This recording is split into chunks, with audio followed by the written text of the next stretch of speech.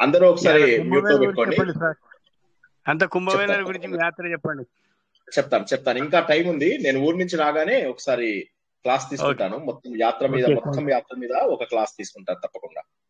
Okay okay thank you sir. Okay.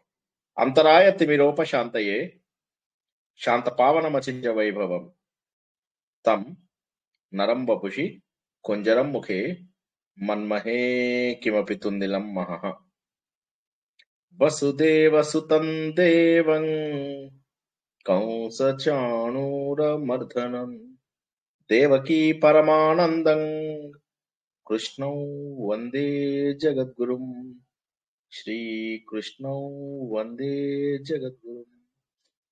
భగవద్బంధువులకు, ఆత్మస్వరూపులకు, సత్యాన్వేషులకు స్వాగతం, సుస్వాగతం. పరమ పవిత్రమైనటువంటి భగవద్గీత, ఆచరణీయమైనటువంటి వేదాంతం, అనుష్ఠాన వేదాంతం. వదిలామంటే దారి భయం, మళ్ళీ ఎక్కడికి వెళ్తామో తెలియదు. అందుకోసం అని చెప్పి అస్సలు వదలద్దు, దారి అస్సలు వదలద్దు. ఎన్నో గొప్ప విషయాలు భగవంతుడు మనందరికీ తెలియజేశాడు. ఎన్నో పూర్వజన్మల సుకృతం ఉంటే తప్ప ఈ అదృష్టం మనకు కలగదు. మనము మొదటి 5 అధ్యాయాలలో పని చెయ్యాలి, కానీ తెలివిగా ఎలా చేయాలి అనే విషయాన్ని నేర్చుకున్నాం. పని చెయ్యాలి, కానీ దాన్ని తెలివిగా ఎలా చేయాలి, తెలివిగా చేస్తూ ఆ పని చేసినటువంటి ఫలితం మనకు అంటుకోకుండా జాగ్రత్త పడాలి. అయితే దీనికి మనము కొన్ని టెక్నిక్స్ నేర్చుకున్నాం. ఏంటంటే యజ్ఞాలు అని చెప్పేసి 4వ చాప్టర్ లో ఆ యజ్ఞాలు చేయడం ద్వారా, ఆ రకమైనటువంటి పనులు చేయడం ద్వారా మనం ఏంటంటే అన్ని సేమ్ ఉండవు. 12 యజ్ఞాలు సేమ్ ఫలితాలు ఇవ్వవు. కాకపోతే ఏంటంటే డిఫరెంట్ గా ఉన్నప్పటికీ కూడా చాలా చక్కగా మనము మెల్లమెల్లగా ఒక్కొక్క అడుగు ఎదుగుతూ ఆ యజ్ఞాలలో కూడా గొప్ప యజ్ఞాలైనటువంటి జ్ఞాన యజ్ఞము, బ్రహ్మ యజ్ఞము, స్వాధ్యాయ యజ్ఞము ఏవైతే ఉన్నాయో ఆ స్థాయికి మనం చేరుకోగలుగుతాం. అయితే ముందు చేయాల్సినవి కూడా మనం చేయడానికి కొంత శక్తి కావాలి. ఏదైతే చిన్న చిన్న పనులు చేయడానికి అంటే నిష్కామ కర్మ కావాలి, దానికి శక్తి కావాలి. ఫలితం ఆశించకూడదు, శక్తి కావాలి. అందుకని చెప్పేసి మనం ఏం చేసాము, మెడిటేషన్ నేర్చుకున్నాం. ఉపదేశ సారంలో ఏం చెప్పాడు, ముందు భక్తి చెప్పి తర్వాత మెడిటేషన్ చెప్పారు. ఇందులోపల ఏం చేశారు, ఫస్ట్ మెడిటేషన్ 6వ అధ్యాయం చెప్పేసి ఇక 7 నుంచి 12 వరకు భగవంతుడి గురించి చెప్పడం మొదలెట్టారు. 7వ అధ్యాయంలో ఏం చెప్పారు, ఈ ప్రపంచం అంతా నాదే అని చెప్పేశాడు భగవంతుడు. ఈ ప్రపంచం అంతా నేను పూసలు గుచ్చినట్టు మనులన్నీ గుచ్చినటువంటి ఒక సూత్రాన్ని నేను అని చెప్పేసి చెప్పారు.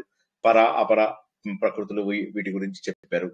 8వ అధ్యాయం వచ్చేసరికి అర్జునుడికి అసలు బ్రహ్మ ఎవరు, భౌతికం అంటే ఏంటి, కర్మ అంటే ఏంటి, 6 ప్రశ్నలు అడుగుతాడు అర్జునుడు. ఓకే, మనము లాస్ట్ క్లాస్ లో ఏం తెలుసుకున్నామంటే అర్జునుడు అడిగే 6 ప్రశ్నలకి ఈయన 6లో 2 వదిలేసి మిగతా 4 కూడా బ్రహ్మదేవుడికి, బ్రహ్మ అంటే పరబ్రహ్మ, బ్రహ్మదేవుడు అంటే 4 ముఖాల బ్రహ్మదేవుడు కాదు, ఆ పరబ్రహ్మకు సంబంధించినవి. ఇందులో ఏం చెప్పారు ఆయన, ఈ 4 తప్ప మిగతా 2లో ఒకటి కర్మ, ఒకటి ఆది భౌతికం. మనకు కనిపించేటటువంటి అశాశ్వతమైనటువంటి జగత్తంతా కూడా భౌతికం అని తెలుసుకున్నాము.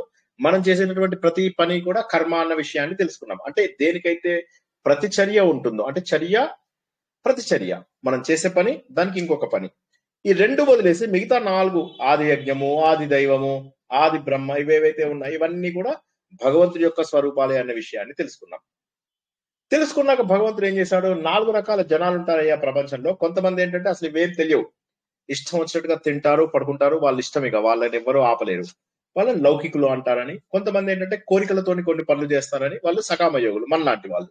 కొన్ని కోరికలు ఉంటాయి, but these people are not bad people కొంతవరకు.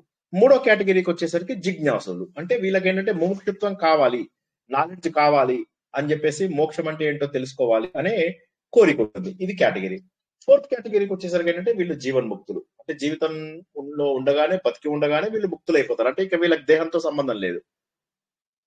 సో ఆ స్థాయికి చేరుకోవాలి. ముందేమో ఏమి తెలియనటువంటి పిచ్చితనంతో, అమాయకత్వం, మూర్ఖత్వం, మూఢత్వం.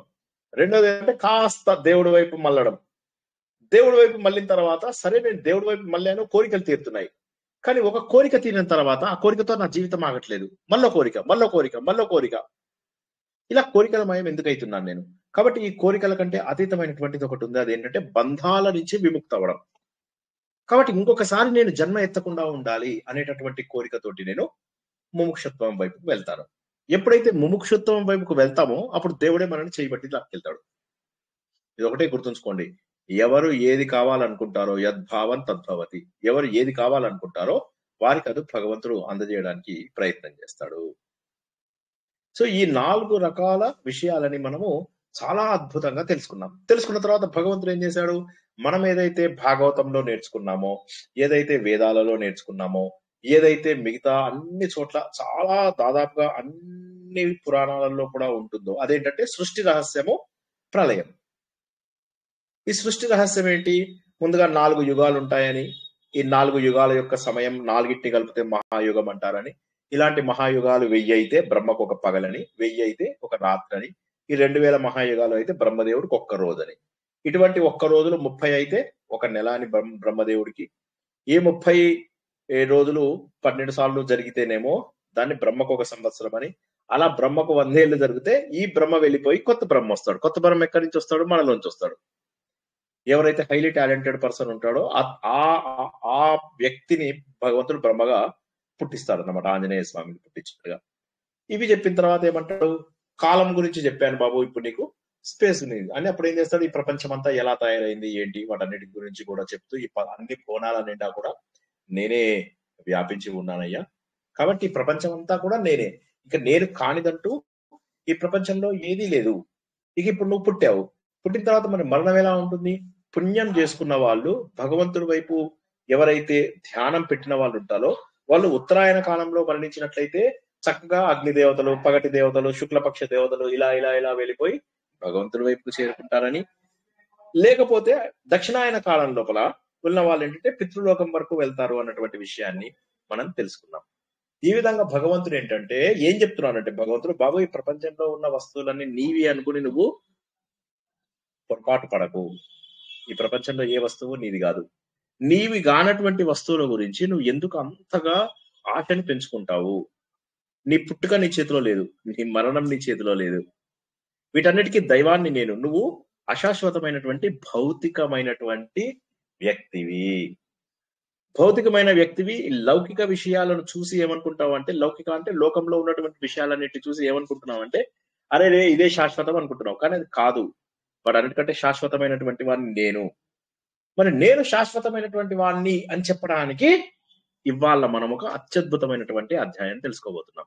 ఇప్పటిదాకా ఏం తెలుసుకున్నాము? కర్మ. కర్మని చక్కగా చేయాలి. చేయడానికి మనకు కావాల్సింది మెడిటేషను, తర్వాత భక్తి. అన్ని దేవుడి మీద వదిలేయడం భక్తి. కానీ దేవుడిని ఎందుకు ప్రేమిస్తాం? ఎందుకు వదిలేస్తాం అన్ని దేవుడి మీద? వదలడానికి ఇష్టం ఉండదు. అందుకే దేవుడు ఏం చెప్తున్నాడంటే, నేనే ఇవన్నీ ఇచ్చింది నీకు అన్నప్పుడు ఏమైతుంది? అయ్యో నువ్వే ఇచ్చావా తండ్రి అని చెప్పి దండం పెట్టుకుంటాం. ఎవడన్నా మనకు వీడయ్యా చేసింది, సినిమాలో చెప్తారు కదా, నువ్వేమనుకుంటున్నావు? అతను ఒక మహానుభావుడు, అతను ఒక దేవుడు, మీరేం చేసినా కూడా సహించాడు అని చెప్పగానే అయ్యో ఇంత మహాత్మున్నా నేను ఎన్ని మాటలు అన్నాను అనుకుంటాం కదా. అదే విధంగా ఇప్పుడు భగవంతుడు సత్యం చెప్తున్నాడు ఏంటంటే, ఈ ప్రపంచం అంతా నాది. నా ప్రపంచంలో నీకు కొంత స్పేస్ ఇచ్చాను. నాలోంచి నిన్ను పుట్టించాను. నువ్వు అశాశ్వతము. కానీ నీ ఆత్మ ఏదైతే ఉందో అది నాది, అది శాశ్వతం. కాబట్టి నువ్వు నన్ను వెతికే ప్రయత్నం చెయ్యాలి. ఈ ప్రపంచంలో ఉన్నటువంటి ప్రతి వస్తువు నేనే అన్నటువంటి విషయాన్ని నువ్వు తెలుసుకోవాలయ్యా అర్జున అని చెప్పి దానికి సంబంధించిన జ్ఞానం ఇస్తున్నాడు. ఎందుకు అసలు ఈ భక్తి యోగం ఎందుకు 7, 8, 9, 10, 11, 12 ఎందుకు చెప్తున్నాడు? ఎందుకంటే మనకు భక్తి కుదరడానికి. భక్తి అంటే మనం అందరం అనుకుంటున్నట్టుగా ఏకాదశి ఉపవాసమో, కొబ్బరికాయ కొట్టడమో, నోములు చేయడమో ఇవన్నీ కాదు. మనని మనము పరివర్తన చేసుకుని భగవంతుణ్ణి ప్రేమిస్తూ, భగవంతుణ్ణి నిజంగా ప్రేమించాలి. మానసికంగా భగవంతుడి పైన అంత గట్టి నమ్మకము, భక్తి, విశ్వాసము, శ్రద్ధ రావాలి. ఎక్కడి నుంచి వస్తాయి? కోరికలు తీరిస్తేనే భగవంతుడి పైన మనం శ్రద్ధ పెడతాం. కానీ అలా కాదు. కోరికలతో సంబంధం లేకుండా ఇవన్నీ ఇస్తున్నది ఆయనే. ఇప్పుడు ఏం ఆశించామని మనకి ఇవన్నీ ఇచ్చాడు? ఇంత అద్భుతమైనటువంటి ప్రపంచాన్ని ఇచ్చాడు. గాలి ఫ్రీ, నీరు ఫ్రీ, స్థలం ఫ్రీ, అన్ని రకాలుగా ఫ్రీ ఇచ్చినటువంటి భగవంతుణ్ణి మనం ఎందుకు ప్రేమించలేము అన్నటువంటి విషయాన్ని మనము గుర్తుపట్టాలి. ఒక్క నిమిషం ఆగండి.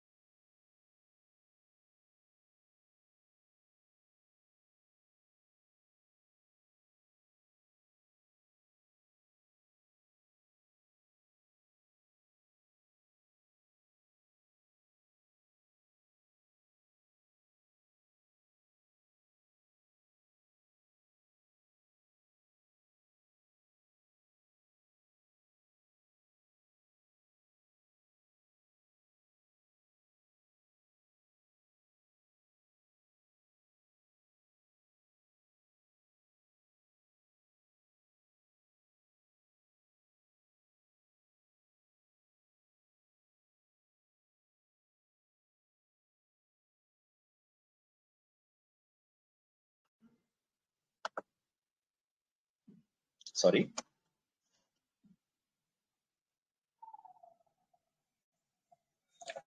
కాబట్టి ఏంటంటే భగవంతుడిని మనం ఏదైతే ఆ అన్ని ఆయన పైన వదిలేస్తాం, ఎప్పుడైతే వదిలేస్తామో అప్పుడు భగవంతుడే అన్ని విషయాలను చూసుకుంటాడు. ఈ విషయాన్ని భగవంతుడు మనకు చాలా క్లియర్ గా చెప్పేటటువంటి అధ్యాయము ఈ 9వ అధ్యాయం. 9వ అధ్యాయం కొద్దిగా టైం పడుతుంది, ఎందుకంటే ఈ అధ్యాయము మన భగవద్గీతకు మధ్యలో ఉంది. ఎప్పుడు జరుగుతుంది ఇది? 2 సేనలకు మధ్యలో జరుగుతుంది. ఎవరికి చెప్తున్నారు? పాండవులలో మధ్యముడైనటువంటి అర్జునుడికి చెప్తున్నారు. ఇంకా గమ్మతైన విషయం ఏంటంటే ఈ రాజవిద్య ఇప్పుడు మనం ఏదైతే తెలుసుకుంటున్నామో ఇది మహాభారతంలో మధ్యలో ఉన్నటువంటి భగవద్గీతలోది మన మధ్య భాగము. ఒక్క నిమిషం.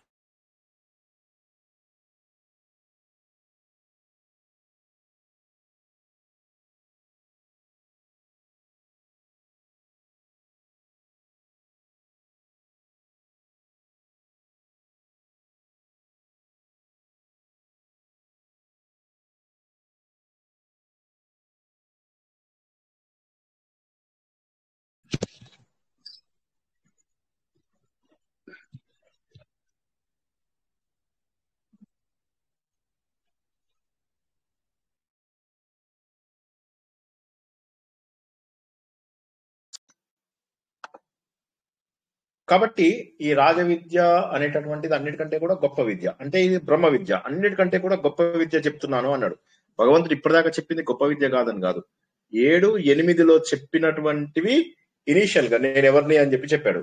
9వ దాంట్లో కూడా నేను నీకోసం ఏం చేస్తాను. ఈ చాప్టర్ లో కొన్ని ముఖ్యమైనటువంటి శ్లోకాలు ఉన్నాయి. ఎవరైనా ఒక 2 శ్లోకాలు చెప్పగలరా? ఎప్పుడు మనం చదువుకునే శ్లోకాలు. ఫలం తోయం యో మే భక్తః ప్రణశ్యతి మాం హి పార్థ వ్యపాస్తిత్వం. అది ఇంకా మర్చిపోయినాను సార్. పత్రం పుష్పం ఫలం తోయం యో మే భక్తః ప్రణశ్యతి, అది తదహం భక్తి ప్రహృతం అశ్నామి ప్రయతాత్మనః. అనన్యాచింతయంతో మాం తే జనః పర్యుపాసతే తేషాం నిత్యాభియుక్తానాం యోగక్షేమం వహామ్యహం. ఇంకొక గ్రేట్ శ్లోకం ఉంది ఇది లోపల. అంటే నేనేం చేస్తాను అని చెప్పేది. నువ్వు నాకు గనక నువ్వు నీ భక్తిని సమర్పిస్తే నేను నీకేం చేస్తాను అనేది చెప్పండి. అదొక శ్లోకం సార్. ఫస్ట్ కొంచెం చెప్పండి సార్. మయా తతమిదం సర్వం జగద వ్యక్తమూర్తిన అది ఓకే, అది మంచి సర్వభూతాని నచాహం తేష్వస్థితం. ఓకే, అది మంచి శ్లోకమే. కానీ ఇంకొక శ్లోకం ఉంది, ఇది ఇంకొక శ్లోకంలో కూడా చెప్పింది, ఇంకొక చాప్టర్ లో కూడా వస్తుంది. ఇంకొక చాప్టర్ లో కూడా ఇదే శ్లోకం కొద్ది మార్పుతో వస్తుంది.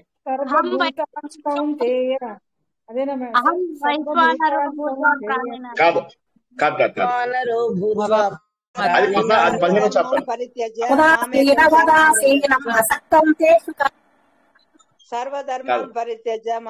అయ్యో అది చివరి శ్లోకంకి వెళ్ళిపోయారు. 18వ చాప్టర్ పత్రం పుష్పం ఫలంతో ఏం సార్? పత్రం అది అయిపోయింది. సరే నేనే చెప్తున్నా.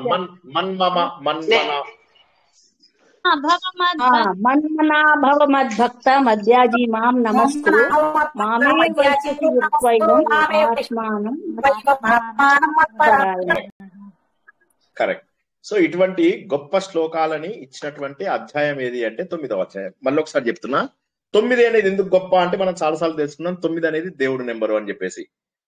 9 అనేది దేవుడు తనకు ఉంచుకుని 0, 1, 2, 3, 4, 5, 6, 7, 8 ఏమో మనకిచ్చాడు.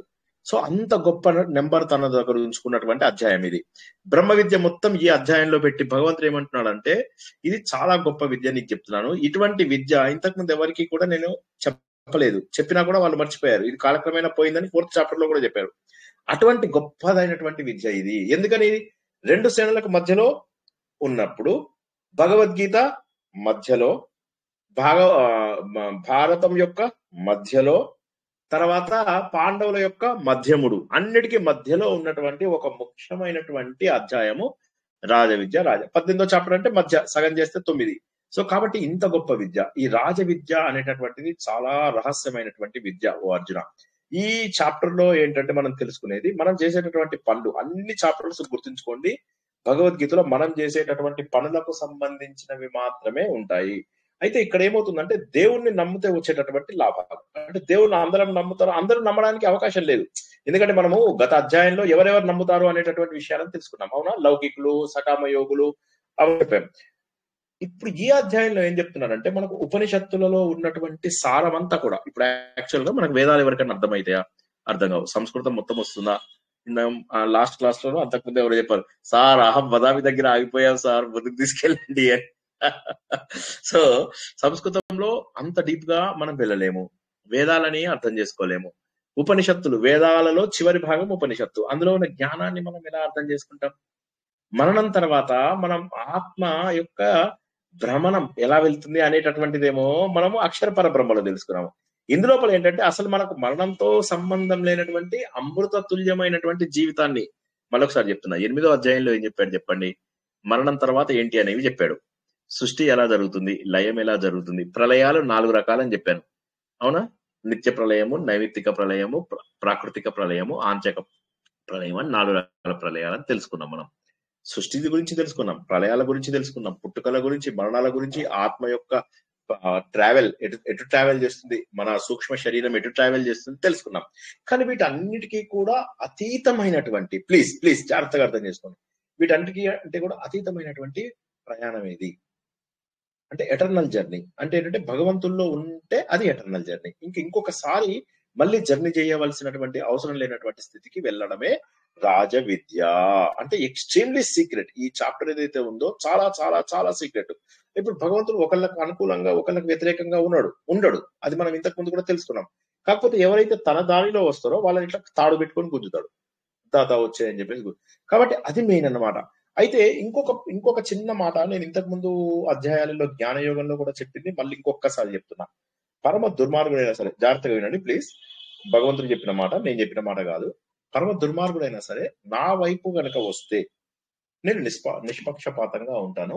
అతను పరమ దుర్మార్గుడైనా నన్ను గనక ఆశ్రయించి తన తప్పులు గనక స్వీకరించినట్లయితే పుణ్యాత్ములుగా, పవిత్రుడుగా నేను మార్చేస్తాను. ఎందుకోసం అంటే నా భక్తులు ఎప్పటికీ నాశనం చెందరు. సో ఇప్పుడు ఏమవుతుందంటే ఈ అధ్యాయము మళ్ళీ ఒకసారి చెప్తున్నాను, ఈ అధ్యాయం వల్ల ఏమవుతుందంటే మన లోపల భక్తి భావం పెరగాలి. భక్తి లేని పూజలు అనవసరం, మానేయండి. నేను ఎన్నోసార్లు చెప్పాను, మళ్ళీ చెప్తున్నాను. ఈ గొడవలు, ఈ హంగులు, ఈ ఆర్భాటాలు కాదు. భగవంతుడు ఏమంటున్నాడు? మనస్ఫూర్తిగా భగవంతుడిని స్వీకరించండి. పత్రం, పుష్పం, ఫలం, తోయం, ఇలా ఏది కాస్ట్లీ నాకు చెప్పండి. ఏది కాస్ట్లీ కాదు. కాబట్టి భగవంతుణ్ణి ఎవరైతే మనస్ఫూర్తిగా ఇష్టపడతారో, అంటే ఎంత లో లెవెల్, అంటే ఎంత అసలు భగవంతుడు ఏం అడగడం లేదు, కానీ మనం పుట్టించాం ఈ హంగులు, ఆర్భాటాలు, ఇవన్నీ మనం పుట్టించాం. కాబట్టి కర్మల నుంచి మనం విముక్తులమై భగవంతుడితోటి ఆధ్యాత్మికంగా ఏకత్వం పొందాలి కదా. ఇది ఒక్కసారి ఆలోచించండి. అంటే నేను అన్నానని కాదు, కూల్ గా కూర్చోండి. ఇవాళ క్లాస్ అయిపోతుంది, అయిపోయేట మీరు పడుకున్నప్పుడు ఇది ఆలోచించండి. ఏమనుకున్నాం మనం? నిజమే కదా, ఈ కర్మ బంధాల నుంచి విడిపడాలి. ఎందుకంటే మనం అనుకున్న లౌకికులు, సకామ యోగులు, ముక్తి పొందాలనుకునే వాళ్ళు, ముక్తి పొందేసిన వాళ్ళు, జీవన్ముక్తి పొందిన వాళ్ళు. ఇప్పుడు ఈ 2వ స్టేజ్ లో ఉన్న వాళ్ళు 3వ స్టేజ్కి వెళ్ళడానికి ప్రయత్నం చేయండి. ఇప్పటి వరకు కోరికల కోసం భగవంతుడిని పూజిస్తున్నాం కదా, ఇక్కడ కంటే ఒక్క లెవెల్ పైకి ఎదగండి. ఎదిగి ఆలోచిస్తేనే ఎదుగుతాం. అది ఆలోచించని ఎప్పటికీ రాదు. అది ఈ కర్మ బంధాల నుంచి విడాలి. లేకపోతే ఏమవుతుంది తెలుసా? రోడ్డు మీద ఎత్తుంటే ఏ కుక్కలో నక్కలో కనిపిస్తూ ఉంటాయి. అలా మారిపోయే అవకాశం ఉంది. ఏమో చీమలుగా, దోమలుగా పుట్టచ్చు, గడ్డి పూసలుగా పుట్టచ్చు. అవకాశం ఉన్నటువంటి ఈ ఒక్క జన్మలోనే మనం పుణ్యాత్ములుగా మారేది. అందులో దేవుడు ఏమంటున్నాడు? నువ్వు పాపాత్ముడు అయినా సరే అంటున్నాడు కదా. ఇంకేముందిగా? పాపాత్ముడు ఎవరు అంటే మనం అందరం చేతులు లేపుతాం వరుసగా, నేను నేను నేను నేను అని చెప్పేసి లేపుతాం. భగవంతుడు ఏమంటాడు? సరే అయితే నువ్వు మనస్ఫూర్తిగా మంచి మనిషిగా మారిపో, నువ్వు గనక నన్ను ప్రేమించు. అప్పుడు ఏమవుతుందంటే ఇంకా నేను నీకు హామీ ఇస్తున్నాను, నీకు గ్యారంటీ. హామీ అంటే గ్యారంటీ ఇస్తున్నా. ఏమని గ్యారంటీ ఇస్తున్నా? నేను నాతో పాటు నేను తీసుకెళ్తాను, నేను మీ హృదయంలోనే స్థితమైపోతాను, మీకు లేనటువంటివన్నీ కూడా నేను సమకూర్చి పెడతాను, మిమ్మల్ని నేను సంరక్షిస్తాను, యోగము క్షేమము ఇస్తాము అని కూడా ఇదే చాప్టర్ లో చెప్తాడు ఆయన. యోగం అంటే ఏంటి, క్షేమం అంటే ఏంటి? మనకు లేనిది దొరికితే యోగం, దొరికిన దాన్ని కాపాడుకుంటే క్షేమం. నాకు ఫోన్ లేదు, రోడ్డు మీద వెళ్తుంటే నాకు ఒక ఫోన్ దొరికింది, ఒక ఐఫోన్, అది యోగం. దాన్ని నేను చాలా జాగ్రత్తగా కాపాడుకున్నా, అది క్షేమం. అయితే రోడ్డు మీద వెళ్తున్న ఫోన్ తీసుకోకండి, నేను ఏదో ఎగ్జాంపుల్ కోసం చెప్పాను. ఇప్పుడు మీరు రోడ్డు మీద వెతకద్దు ఎవరికైనా ఐఫోన్ దొరుకుతుందా అని, జస్ట్ ఏదో క్యాజువల్ గా ఆషోగా అనేసాను. సో అలా మనకు లేనిది దొరికితే అది యోగం, ఉన్నదాన్ని మనం కాపాడుకోవడం క్షేమం. రెండూ అవసరమే. భగవంతుడు ఏమంటున్నాడంటే ఈ రెండు ఇంపార్టెంటే నీకు, ఆ రెండు నేనే ఇస్తాను అంటున్నాడు. కాబట్టి ఇప్పుడు ఏంటంటే మనకు మెయిన్ భగవంతుడు తప్ప వేరే లక్ష్యం లేదు అనేటటువంటి చెప్పే అధ్యాయం. మళ్ళీ ఒకసారి చెప్తున్నా. 7వ చాప్టర్ లో 8వ చాప్టర్ లో ఇప్పుడు 7, 8, 9, 10, 11, 12 ఈ 6 కూడా భక్తికి సంబంధించినవే అన్న పాయింట్ అందరికి అర్థమైందా లేదా? అర్థం కాని వాళ్ళు ఒకసారి చెప్పండి నాకు. ఈ 6 కూడా భక్తికి సంబంధించినవి కాదు అంటారా ఎవరైనా? అర్థం కాని వాళ్ళు మొహమాటం లేకుండా అడగండి. ఈ 6 చాప్టర్లు భగవంతుడికి భక్తికి సంబంధించినవి కాదని ఎవరైనా అనగలరా? భక్తి గురించి ఎందుకు చెప్తున్నాడు భగవంతుడు? ఎందుకంటే తన గురించి మెల్లమెల్లగా అర్థం చేసుకుంటే ఎక్కువ ప్రేమిస్తాం, అర్థం చేసుకోకపోతే ప్రేమించలేము. కాబట్టి భగవంతుడిని మనము ఎంత అర్థం చేసుకుంటే భగవంతుడికి అంత దగ్గరికి మనం వెళ్ళడానికి అవకాశం ఉంది. ఎంత ఎంత అర్థం చేయించడానికి భగవంతుడు ఇంత కష్టపడుతున్నాడు. ముందు ఈ ప్రపంచం అంతా ఎట్లా తయారైందో చెప్పాడు.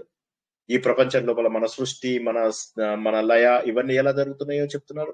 ఇప్పుడు ఏమంటున్నాడు? వీటన్నిటికీ అతీతమైనటువంటి ఒక గొప్ప స్టేజ్ కు నేను తీసుకెళ్తాను అని అంటున్నాడు. అంటే ఇంతగా ఎవరిస్తారు మనకు? అంటే ఇప్పుడు భగవంతుడు అన్ని నేను అంత చేస్తాను, నీకు కావాల్సిన ప్రతి ఒక్కటి నేను ఇస్తాను, నీ యోగము, నీ క్షేమము, నీవన్నీ నేనే చూసుకుంటాను, నువ్వు అమృత తుల్యుడుగా మారాలి. మన లక్ష్యం ఏంటి జీవితంలో? అసతోమా సద్గమయ, అసత్యం నుంచి సత్యం వైపుకు నన్ను తీసుకెళ్ళు. తమసోమా జ్యోతిర్గమయ, అంధకారం నుంచి నన్ను వెలుతురు వైపుకు తీసుకెళ్ళు. మృత్యోర్మ అమృతంగమయ, మృత్యువు నుంచి మృత్యువు లేనటువంటి అమృతము అంటే మృతము లేనటువంటిది, అంటే మరణం లేనటువంటి స్థాయికి మనం వెళ్ళాలి. మరణం లేనటువంటి స్థాయికి తీసుకెళ్లేది రాజవిద్య, రాజగుహ్య. ఈ పాయింట్ నేను ఆపుతాను, ఎవరికైనా అర్థం కాని వాళ్ళు చెప్పండి. రాజవిద్య, రాజగుహ్య. గుహ్యం అంటే సీక్రెట్, గొప్ప సీక్రెట్, గొప్ప విద్య, గొప్ప సీక్రెట్ అంటున్నాడు దేవుడు. Top secret. అర్థం కాని వాళ్ళు ఒక్కసారి చెప్పండి. ఇక్కడ రాజవిద్య, రాజగుహ్యం అంటే అర్థం కాని వాళ్ళు ఎవరైనా చెప్పండి ఒకసారి.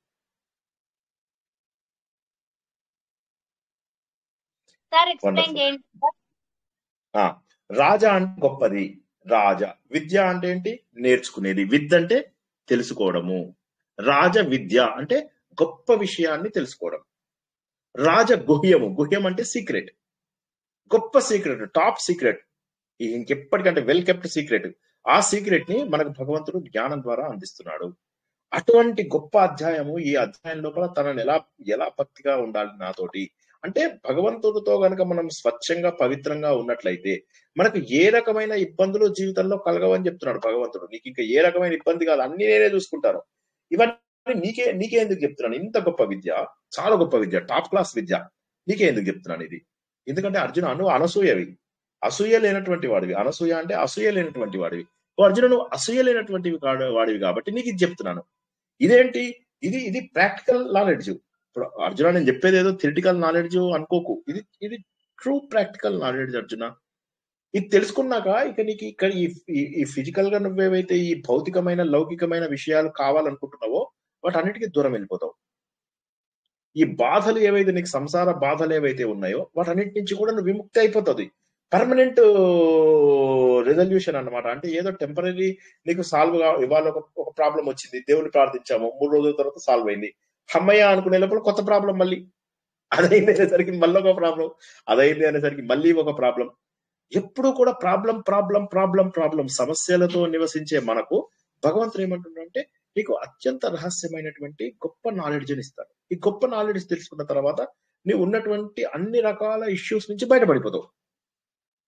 ఎందుకంటే అన్నిటికంటే గొప్పది తెలుసుకుంటే ఇక చిన్న ప్రాబ్లమ్స్ అవి పెద్దగా మనం పట్టించుకోవాల్సిన అవసరం లేదు. ఏదో అంటారు కదా, చిన్న గీత పక్కన పెద్ద గీత గీస్తే ఇక చిన్న గీతను మనం మర్చిపోతాం. ఆ విధంగా భగవంతుడు పెద్ద నాలెడ్జ్ ఇస్తే ఈ చిన్నవి అసలు పట్టించుకునే స్టేజ్ లోనే ఉండం మనం.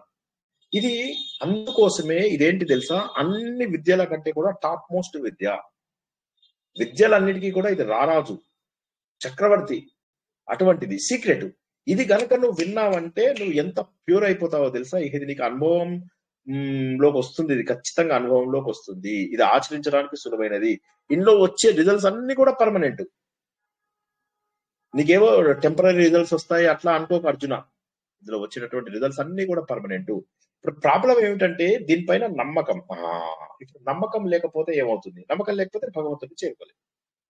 Simple, straight forward. ఎవరైతే విశ్వాసం లేనటువంటి జనాలు ఉంటారో వాళ్ళు నన్ను పొందలేరు. సింపుల్, డైరెక్ట్ గా. అర్జునుడు అంటాడు అనమాట, మాట మాటకి నువ్వు శత్రువులను జయించేవాడివి అంటుంటాడు. శత్రువులను జయించడం అంటే ఏంటి? మనలో ఉన్నటువంటి శత్రువులను జయించాలి ఓ అర్జున.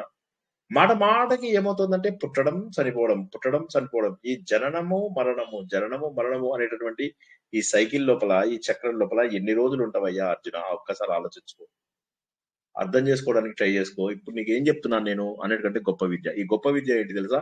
ప్రపంచమంతా వ్యాపించి ఉన్నది నేనే. ఇదంతా నాలోనే ఉంది. కాబట్టి ఈ ప్రపంచమంతా నాలోనే ఉన్నావంటే నువ్వు కూడా నాలో ఉన్నట్టే లెక్క. అలాగా అన్ని చోట్ల కూడా ఉన్నటువంటి ప్రతి చోట కూడా నా లోపలే ఉంటాయి. కాకపోతే నా యొక్క శక్తి చాలా అద్భుతమైనటువంటిది. నేనే వీటికి సృష్టి కర్తను. అందువల్ల ఏమవుతుంది, మాయ నేను ఏదైతే సృష్టించానో ఈ మాయ నన్నేవి కంట్రోల్ చేయలేదు, మిమ్మల్ని కంట్రోల్ చేస్తుంది, నన్ను మాత్రం కంట్రోల్ చేయదు. మీరు నన్ను గనక ఇష్టపడితే ఈ మాయను దాటేసి నా దగ్గరికి వస్తారు. మాయ అంటే ఏంటి? ఒక చిన్న లేయరు. ఆ చిన్న లేయర్ని ఎలా దాటుతాము? ఒక భక్తి అనే ఒక ఆయుధంతో గట్టి కొట్టేమంటే దాటిపోతుంది భగవంతుడు. మళ్ళీ ఒకసారి జాగ్రత్త వినండి. ఇక్కడ ఏమంటాడంటే భగవంతుడు, నేను ఒక మాయ పెట్టాను, ఈ మాయని మీరు ఛేదించడానికి నేనే మీకు మూలము. ఒక దెబ్బ కొట్టండి, అది పక్కకి జరిగిపోతుంది, నా దగ్గరికి వచ్చేయండి. ఒక డోర్ వేసింది, మనం ఏం చేస్తాము? ఆ డోర్ ని తీస్తే సరిపోతుంది. ఆ డోర్ ని తీయడానికి నేను తాళం చెవిని. భగవంతుడు చెప్తున్నటువంటిది ఏంటంటే, నన్ను పట్టుకుంటే చాలు, నేను ఈ ప్రపంచంలో ఉన్న వాటితోటి నేను మాయకు గురిగాను. అదే విధంగా నువ్వు కూడా నన్ను పట్టుకుంటే ఈ మాయకు గురిగావు. ఇప్పుడు ఫర్ ఎగ్జాంపుల్ ఈ గాలి ఉంది, ఈ గాలి అంతా కూడా ఈ ఆకాశంలోనే ఉంది కదా. అదే విధంగా ఈ ప్రపంచం అంతా కూడా, ఈ సర్వ ప్రాణులు, నువ్వు, నేను, ప్రపంచంలో ఉన్నటువంటి ప్రతి వ్యక్తి కూడా నాలో ఉన్నవాడే. వీడెక్కడో ఉన్నాడు, వాడెక్కడో ఉన్నాడు కాదు, మీరందరూ నాలే. నేను ఒక పెద్ద గోళాన్ని, అందులోపల మీరు అందరూ ఉన్నారు. దీనికి మనం ఎగ్జాంపుల్ కూడా తెలుసుకున్నాం. నీళ్లు ఉన్నాయి, ఆ నీళ్ళ లోపల ఎన్నో కుండలు తీసుకొని వెళ్ళాం మనం. అన్ని కుండలలో ఉన్నవి అవే నీళ్లు కదా. సో కాబట్టి ఏమంటున్నాడంటే భగవంతుడు, నాలోనే ఇవన్నీ ఉన్నాయి, కాబట్టి నువ్వు వర్రీ అవ్వాల్సిన అవసరం లేదు. ఇవన్నీ కూడా మళ్ళీ నా లోపల కలిసిపోతాయి. ఎందుకు? కల్పం దాటిపోతుంది. ఒక ప్రళయం వచ్చినప్పుడు ఇవన్నీ మళ్ళీ నా లోపల కలిసిపోతాయి. ప్రళయం అయిపోయిన తర్వాత మళ్ళీ సృష్టి చేస్తే కదా, మళ్ళీ నాలోంచే బయటకు వస్తాయి. నాలో కలిసిపోతాయి, నాలో బయటికి వస్తాయి, నాలో కలిసిపోతాయి, నాలోంచి బయటికి వస్తాయి. నేను మాత్రం నాదొక ప్రాకృతిక శక్తి అని ఉంటుంది. ఎవరైనా ప్రాకృతిక శక్తికి ఉదాహరణ చెప్పగలరా? నేను భాగవతం చెప్తున్నప్పుడు, మొన్న నారాయణీ అని చెప్తున్నప్పుడు చెప్పాను. ఒక్కసారి ప్రాకృతిక సృష్టి, వైకృతిక సృష్టి అని రెండు చెప్పాను కదా. క్లుప్తంగా ఎవరైనా చెప్పగలరా? ప్రయత్నం చేయగలరా? మొన్నే చెప్పాను, మొన్న 2 వారాలకి.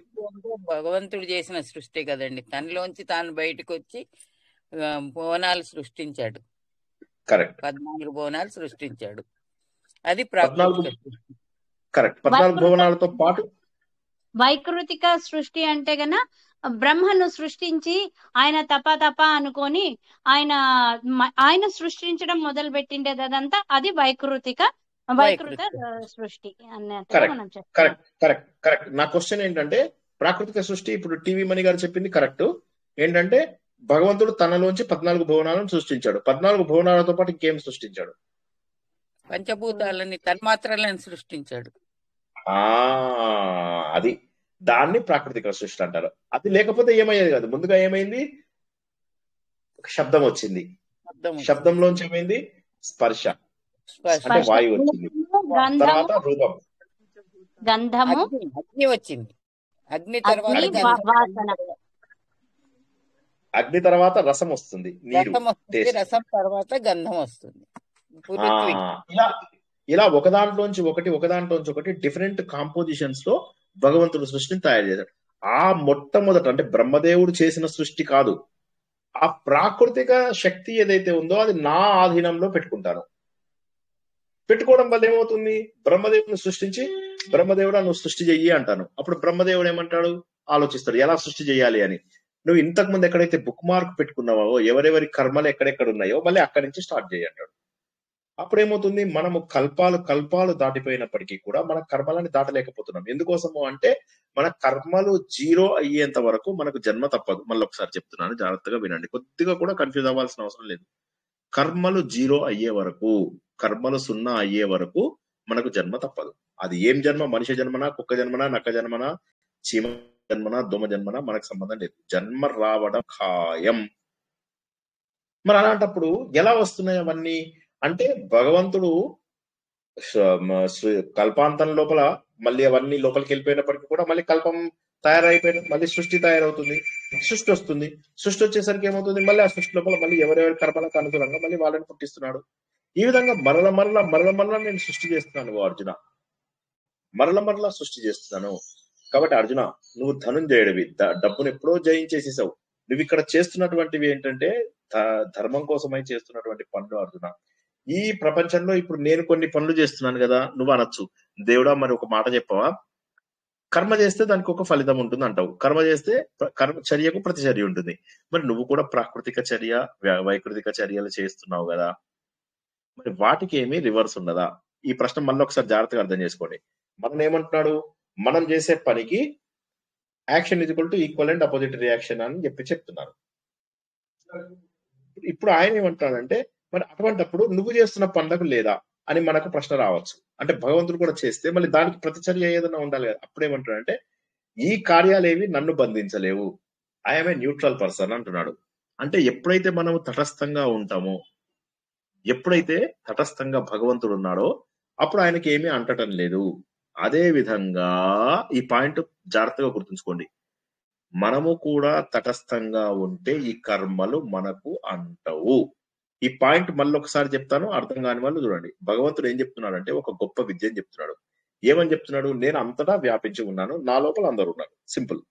ఏ విధంగానైతే ఆకాశం లోపల వాయువు మొత్తం కలిగి ఉందో, మనం ఏమంటున్నాం, శబ్ద స్పర్శ రూపరస గంధాలలో శబ్దం అంటే ఆకాశం, ఆకాశంలో ఏముంది, వాయువు. వాయువు అంతా కూడా ఆకాశంలో ఎట్లా అయితే నిమిడి ఉందో ఈ ప్రపంచం అంతా కూడా నా లోపల ఉంది అని చెప్తున్నాడు భగవంతుడు.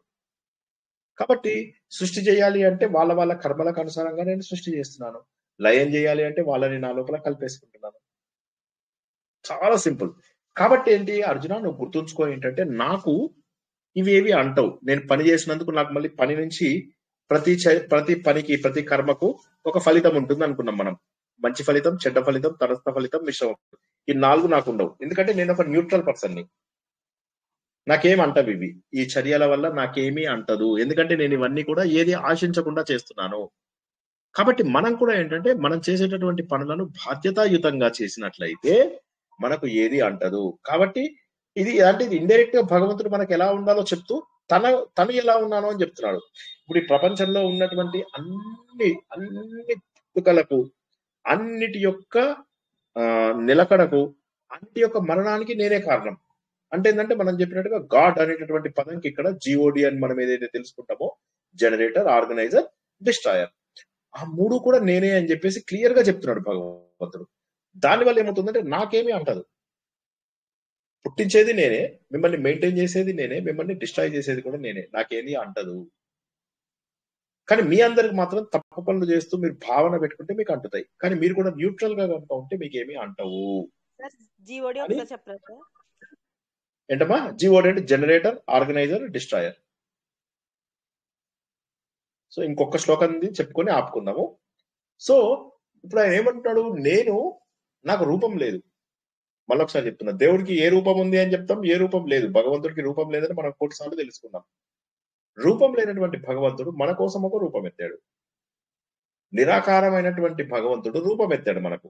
రూపం ఎత్తినప్పుడు ఏమైతుందంటే, ఈ మూఢులైనటువంటి జనాలు నన్ను గుర్తించలేదు.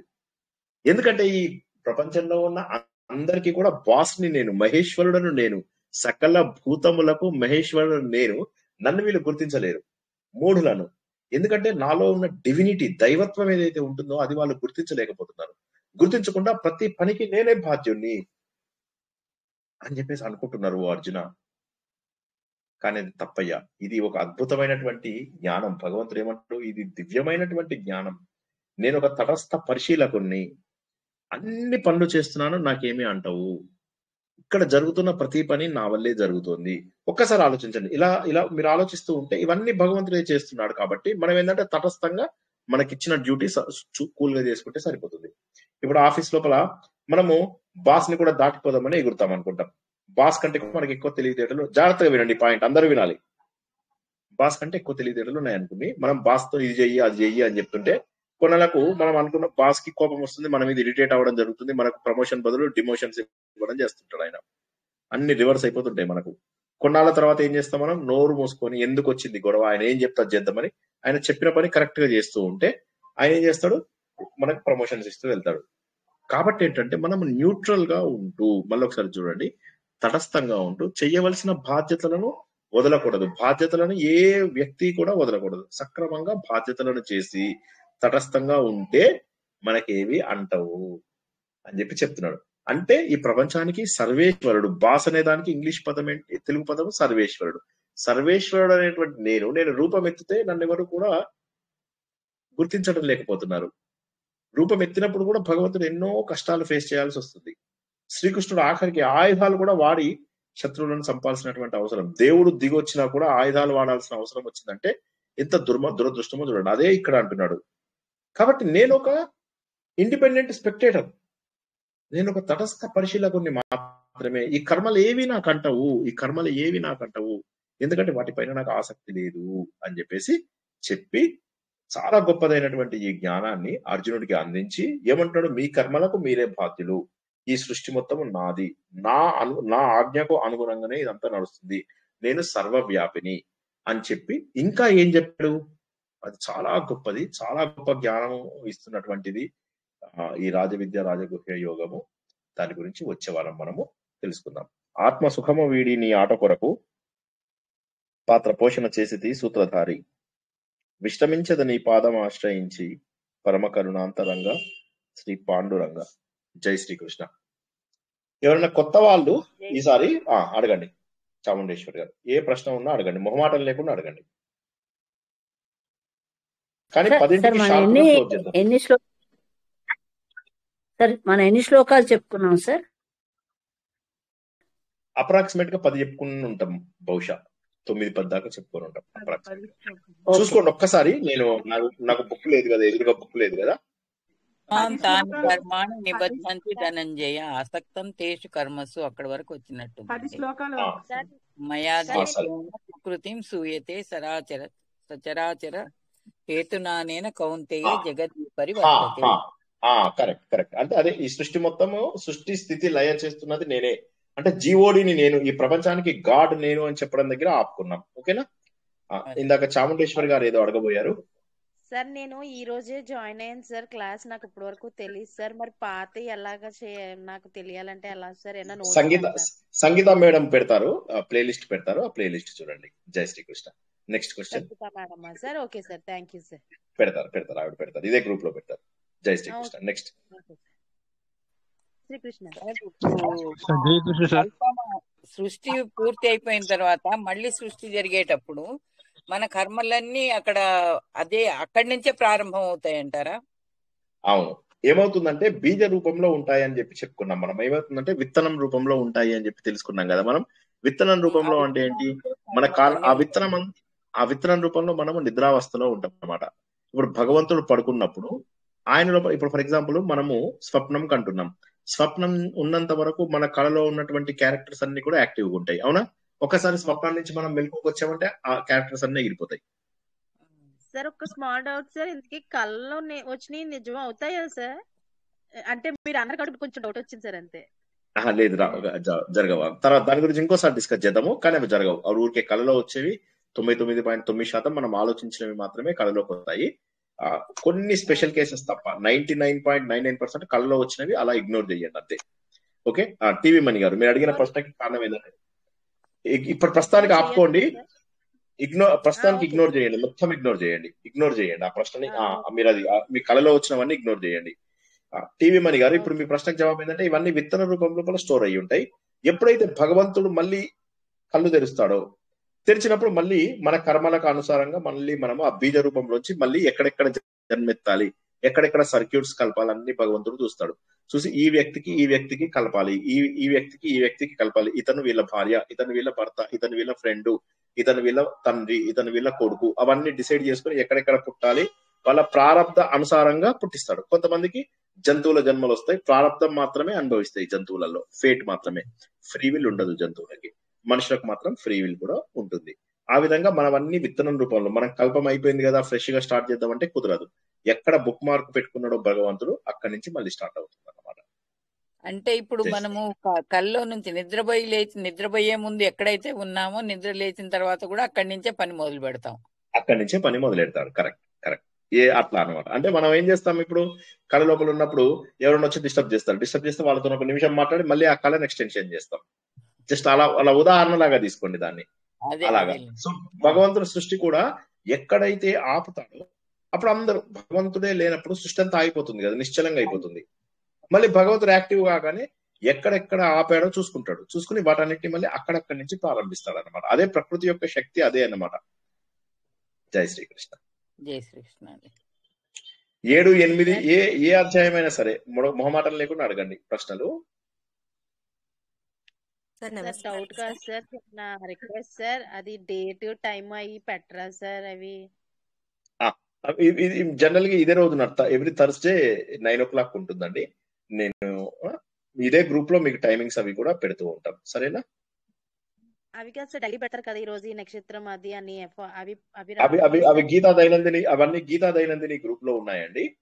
ఆ గ్రూప్ ది కూడా లింక్ పెడతారు, మేడం పెడతారు, సంగీత మేడం. పెట్టండి సార్. Thank you sir. జై శ్రీకృష్ణ. Next question.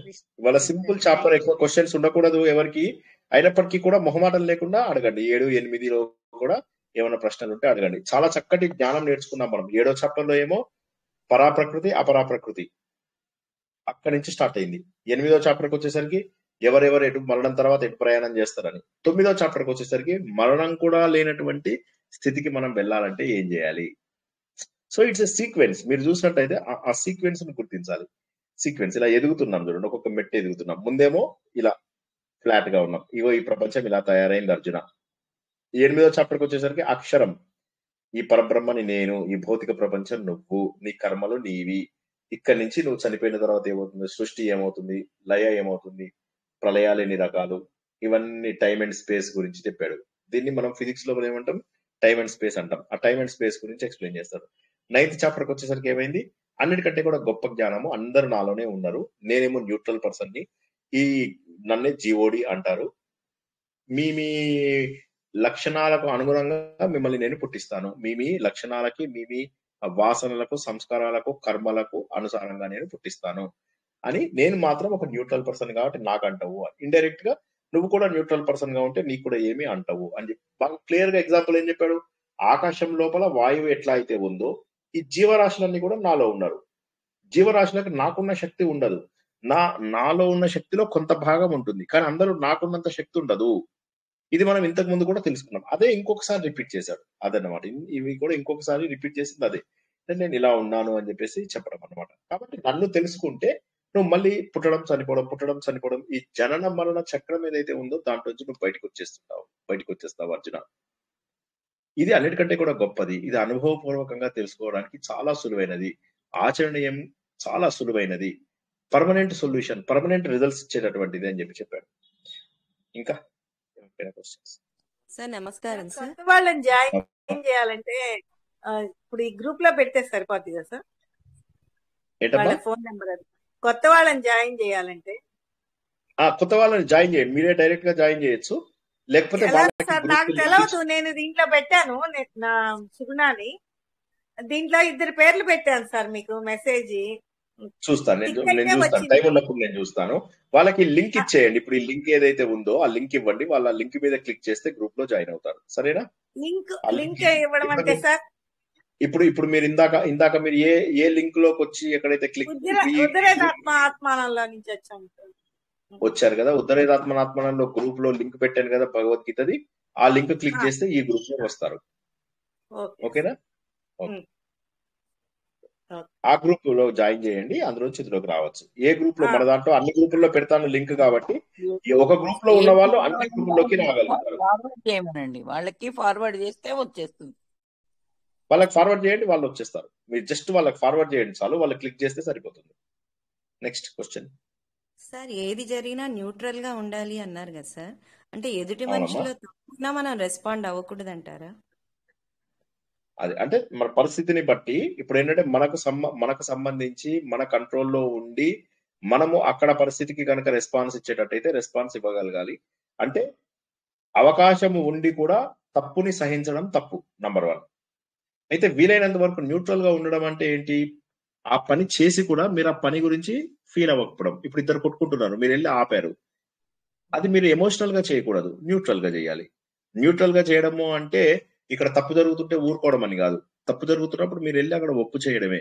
న్యూట్రల్ గా ఉండడం అంటే ఏంటంటే మీరు మనసులో దాని గురించినటువంటి భావన పెట్టుకోకూడదు. అంటే మీరు ఒక జడ్జి లాగా ఉండాలి, ఒక లాయర్ లాగా ఉండకూడదు. లాయర్ ఏం చేస్తాడు, ఒకళ్ళకి సపోర్ట్ చేస్తాడు. జడ్జి ఏం చేస్తాడు, న్యూట్రల్ వ్యూ తోటి ఉంటాడు. ఆ న్యూట్రల్ వ్యూ అనేటటువంటిది ఇక్కడ పాయింట్ ఆఫ్ వ్యూ. అంతేగాని నేను న్యూట్రల్ గా నాకెందుకు వచ్చింది కాదు. ఇక్కడ చెప్పేది ఏంటంటే భగవంతుడు న్యూట్రల్ అంటే న్యూట్రల్ అంటే తటస్థంగా ఉండటం కదా సార్. తటస్థమే. ఇప్పుడు శత్రువులను చంపాలి, మనం వెళ్ళి శత్రువులను చంపాలి. శత్రువులను చంపాలంటే ఎందుకులే పాపం వాళ్ళు మంచి వాళ్ళు అని చెప్పేసి ఊరుకుంటామా, అది తటస్థం కాదు. తటస్థం అంటే ఏంటంటే మన మనసుకు తీసుకోకుండా ఉండడం. మనసుకు తీసుకోకుండా ఉండడం అంటే ఏంటి, నా మనసులో పగబెట్టుకొని చెయ్యడం. కామ క్రోధ లోభ మోహ మదమత్సర్యాలు లేనటువంటి పని. ఉదాహరణకి తటస్థంగా ఉండడం అంటే ఏంటి, ఇది నా బాధ్యతగా చేస్తున్నాను అని వదిలేయండి చాలు. మీ బాధ్యతగా చేస్తున్నప్పుడు ఇప్పుడు ఒక్కొక్కసారి ఎవరన్నా ఉరిదీయాల్సి వస్తుంది. ఉరిదీసినప్పుడు మీకు పాపం రాదు, ఎందుకంటే మీరు అది బాధ్యతగా చేస్తారు. బాధ్యతగా చేయడాన్ని ఇక్కడ తటస్థంగా అంటారు. తటస్థంగా ఉండడం అంటే ఏంటి, బాధ్యతగా చేయడం. అంతేగాని ఇప్పుడు అనవసరమైనటువంటి ప్రేమని ఎక్కువ పెంచుకున్నాం అనుకోండి, మోహంలోకి దిగుతుంది. మోహం అంటే తట్టుకోలేనటువంటి ప్రేమ.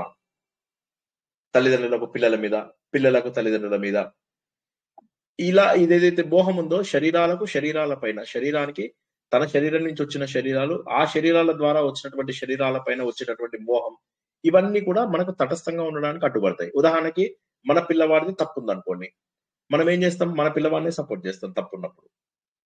ఇవాళ మా మిత్రుడితోటి మాట్లాడుతున్నప్పుడు అతను అన్నాడు అనమాట, మరి విభీషణుడు చేసింది కరెక్టేనా అని. నేను అన్నాను కరెక్టే. అంటే మరి అన్నకు ద్రోహం చేశాడు కదా, తప్పు కాదా అన్నాడు. అంటే తప్పు కాదు. భగవంతుడు అక్కడ ఏం చూపించాడంటే ధర్మానికి సంబంధించినంత వరకు ఉండాలి. నువ్వు ఫ్యామిలీకి సంబంధించింది కాదు, ధర్మానికి సంబంధించిన. ధర్మం అనేటటువంటిది బ్రాడ్, దానికి సంబంధించినది మనం మెయింటైన్ చేయాలి. అది తటస్థం అంటే. తటస్థం అంటే ఏంటంటే ఇద్దరు కొట్టుకుంటుంటే చూస్తూ ఊరుకుంటే అది తటస్థం కాదు. మీరు వెళ్ళి ఒక సైడ్ తీసుకోకూడదు. ధర్మం ఎటువైపు ఉందో అటువైపు నిలబడాలి. ఎప్పుడైతే ధర్మము అధర్మము పోరాటం జరుగుతున్నప్పుడు మీరు తటస్థంగా నోరు మూసుకొని ఊరుకున్నారు అనుకోండి, మీరు అధర్మానికి సపోర్ట్ చేసినట్టు అవుతుంది. ఎందుకంటే అధర్మం వైపు జనరల్ గా గట్టి వాళ్ళు ఉంటారు. మీరు నోరు మూసుకొని ఉంటే అధర్మం ఉన్న వాళ్ళు గెలుస్తారు. మీరు వెళ్ళి అక్కడ కొట్లాడక్కర్లేదు, జస్ట్ అక్కడ వెళ్ళి నిలబడినా చాలు. ఇప్పుడు 10 మందిలో ఇద్దరే కొట్లాడుతూ ఉంటారు, మీరేం చేస్తారు, అందులో ఎవరి వైపు అయితే ధర్మం ఉందో అటువైపు ఊరికే నిలబడితే చాలు. అప్పుడేమవుతుంది, అటు సైడ్ స్ట్రెంత్ పెరుగుతుంది. కానీ ఎప్పుడైతే బలవంతుడు బలహీనుడు ఇద్దరు కొట్లాడుకుంటున్నప్పుడు మనం నోరు మూసుకొని ఊరుకున్నాం అనుకోండి, అప్పుడు ఇండైరెక్ట్లీ మనం బలవంతుడికి సపోర్ట్ చేసినట్టే అవుతుంది. అధర్మానికి ఎప్పుడు సపోర్ట్ చేయకూడదు, ఎట్టి పరిస్థితుల్లో సపోర్ట్ చేయకూడదు. కానీ అది మనసుకు తీసుకోకూడదు అని చెప్తున్నాడు. ఓకేనా? బాధ్యతగా చేయండి, ఏది కూడా మనసుకు తీసుకోకుండా బాధ్యతగా చేస్తే సరిపోతుంది.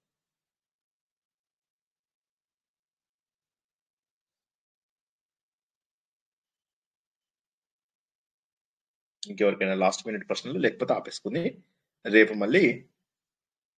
ఏముంది మనకు, విష్ణు సహస్రనామం కదా. ఓకే, రేపు మళ్ళీ విష్ణు సహస్రనామం తెలుసుకుందాం. ఇంకెవరికైనా ప్రశ్నలు ఉన్నాయా? వండర్ఫుల్. జై శ్రీకృష్ణ సార్. జై శ్రీకృష్ణ. వేణుగోపాల్ గారు చెప్పండి. ఇప్పుడు రాజయోగం అని ఓం శాంతి వాళ్ళు ఉంటారు కదా, అయ్యో వాళ్ళ దగ్గర వాళ్ళ జోలికి వెళ్ళకండి ఇంకా. ఎంత ఒకటేనా?